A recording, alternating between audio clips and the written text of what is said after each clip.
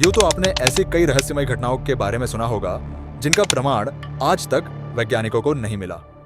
उन्हीं में से एक घटना है जिसे हम तुंगुस्का घटना के नाम से जानते हैं। तो क्या है तुंगुस्का घटना? तो चलिए इसके बारे में जानते हैं।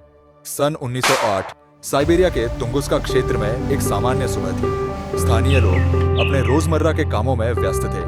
पक्षियों का चहचहाना, हवा का हल्का सा बहना और प्रकृति की शांति वातावरण में घुली हुई थी। अचानक आसमान में एक तेज रोशनी दिखाई दी। यह रोशनी इतनी तेज थी कि दिन में भी रात जैसा अंधेरा छा गया।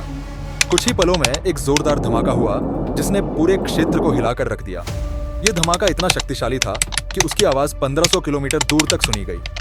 धमाके की वजह से लगभग 2000 वर्ग किलोमीटर क्षेत्र में पेड़ धराशायी हो गए और कई मीलों तक हरियाली नष्ट हो गई। कुछ लोग तो इसे दुनिया का अंत समझ बैठे थे। इस रहस्यमयी घटना की जांच करने के लिए वैज्ञानिकों की एक टीम को भेजा गया। जब वे वहां पहुंचे तो उन्होंने देखा कि पेड़ इस तरह गिरे हुए थे जैसे किसी विस्फोट ने उन्हें जड़ से उखाड़ फेंका हो।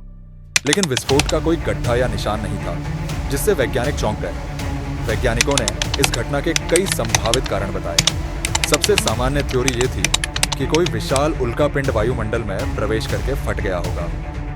कुछ वैज्ञानिकों का मानना था कि यह धूमकेतु का हिस्सा हो सकता है जो बर्फ और गैसों से बना होता है, और कुछ लोग इसे एलियंस का काम भी मानते हैं, लेकिन इसका कोई ठोस प्रमाण नहीं है। वैज्ञानिकों ने कई वर्षों तक इस घटना के पीछे के कारणों का पता लगाने की कोशिश की। उन्होंने क्षेत्र से मिट्टी और पेड़ के नमूने इकट्ठे किए, लेकिन कोई भी निर्णायक साक्ष्य नहीं मिला।